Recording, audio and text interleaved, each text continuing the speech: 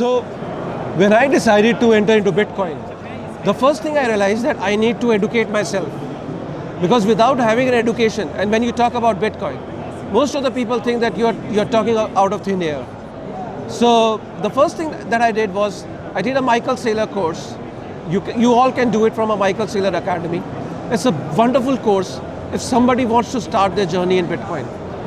And when I went inside that course, the first interaction I had, the first video that I saw was of Stephan Livera, where he was leading that course, and even still, the first videos, if you go to that Michael Saylor Academy, I mean, you will find Stephan Livera talking about it.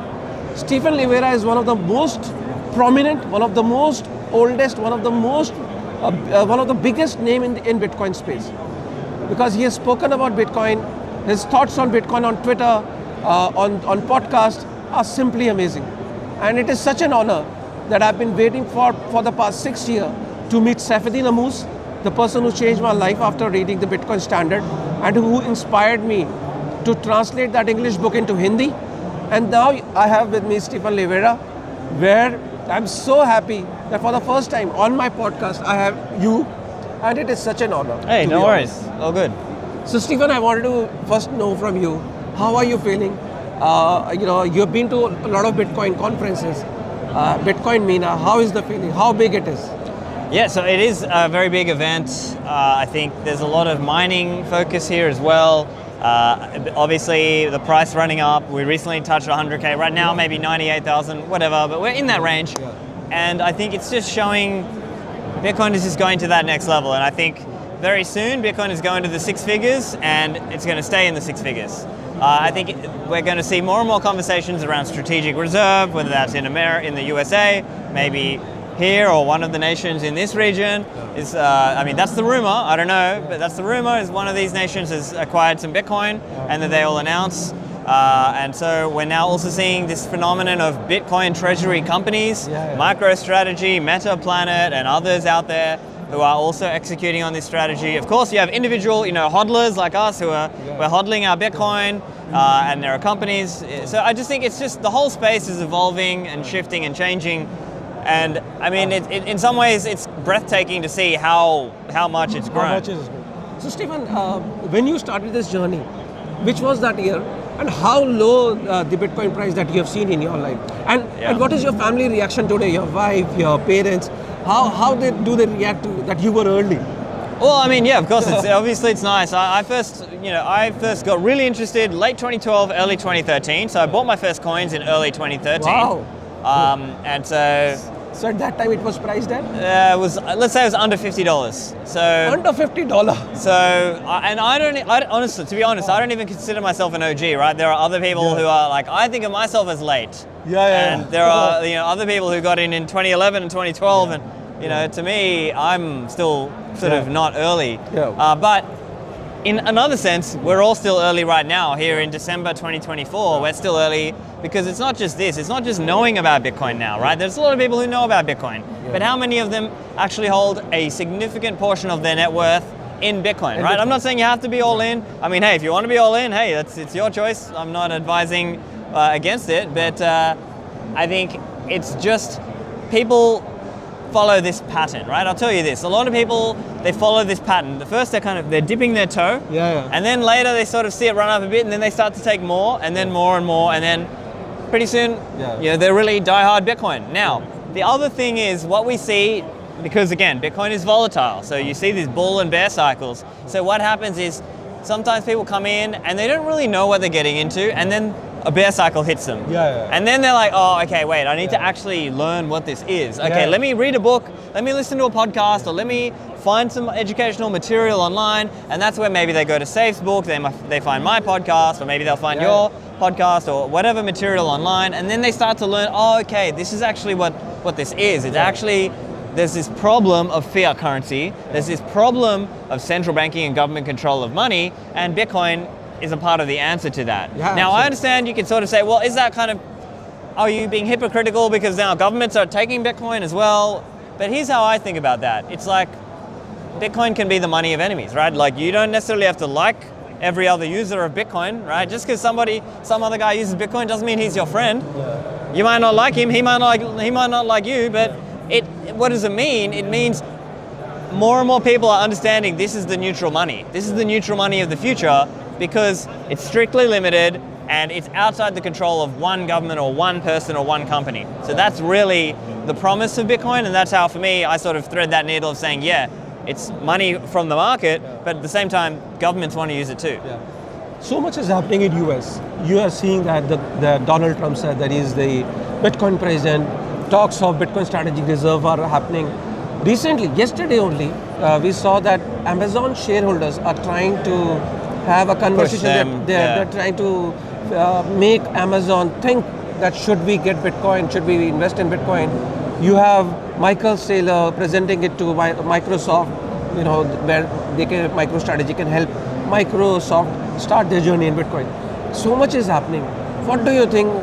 Are these big companies going to invest in Bitcoin sometime soon? So I think there's yes and no. So part of that is the cycle of, for a company or even a government to buy Bitcoin, individuals inside that company have to first take the orange pill per se. And in this case, what I think people maybe don't know is that there are shareholders who maybe they don't necessarily have a large amount of Microsoft or Amazon shares, but they're able to put this up as a resolution to be debated inside the board, this kind of thing, or in the shareholders meetings. And so on one hand, it's not that like all the shareholders are demanding, it might have only been a small percentage, but maybe there were Bitcoin advocates who were saying, yeah, we want to force the conversation. And we saw this recently with Microsoft as well. Michael Saylor did a presentation for them, a 3-minute presentation to show them, okay, here's why you should hold Bitcoin and use Bitcoin. So it's all part of a process and a journey, and we're going to see even companies and governments go through their own bull and bear cycle as well. So it's all a process, but it starts with individuals inside those families, companies, governments, and then working with other people to sort of eventually make it happen. I think the other aspect of it is, it's kind of well known that a lot of the big tech leaders, CEOs and people, they hold Bitcoin personally. It's just that they're not able to do it inside the company yet, because maybe the environment is not right for that yet, or maybe the shareholders would not be on board with that yet, right? So if you recall with Michael Saylor and MicroStrategy, he had to get his shareholders on board with that. So he had to sort of start off by saying, look, if you're not on board with this, here, we're giving you an option out. We're going to buy you out. And then from then on, it was kind of like, look, if you're still here, you're on board with our Bitcoin strategy, and now they're just accelerating and accelerating on that strategy. Absolutely. You think that eventually, after seeing US doing so much for Bitcoin and so many policies are coming around Bitcoin in a favorable way, you think Russia and China are going to drop in and say, hey, US is going hard on Bitcoin, let's also bring in some policy around it and let's adopt it as well? They could. I think they are maybe less likely, but it's possible, certainly. And people might have seen recently, I think Putin made a comment saying, who can ban Bitcoin? Yeah, nobody. So there's certainly that. As to whether they actually adopt it as an asset to hodl, that's a harder question. I wouldn't know. I wouldn't be able to tell you. But I think the more likely scenario is maybe where it is a younger population. Maybe it's a scenario where it's a smaller state, right? Think about El Salvador, think about Bhutan. Yeah, Bhutan. Because if you're a smaller state, or maybe if you're a monarchy, or these kinds of smaller states are more nimble. They can shift on a dime, rather than the large nations of the world, the Russias, the Indias, the Chinas of the world.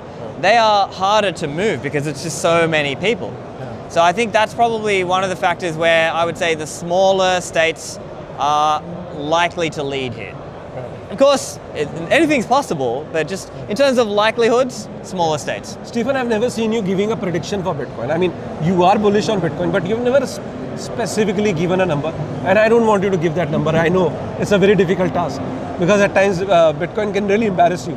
at times we have kind of given predictions, but then we found ourselves into an embarrassing situation.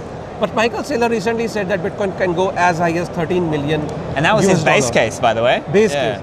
Do you agree with that statement, that it can go as high as 13 million? Yeah, so look, I mean, I've long been saying, I believe it could be tens of millions of dollars in today's purchasing power terms, right? I think none of us knows for sure, right? But let's say 20 years from now, 30 years from now, I could easily see a scenario where Bitcoin is upwards of $10 million per coin. So if we think about what to be a whole coiner is today, I think that may be something similar to being a decamillionaire today, right? If you're a decamillionaire today, that may be kind of like if you hold one Bitcoin 20 or 30 years from now, it could be something like that. Now, as for more specific price predictions, I don't really know. I will say lately I've been looking at the power law a bit more, and I've done a few more interviews on my own podcast as well with a few people who are, fans or analysts of the power law, let's say.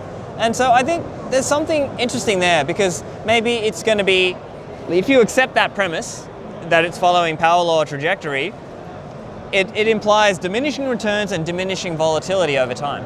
So who knows? I mean, of course, the future could change. We don't know. Maybe something fundamental shifts.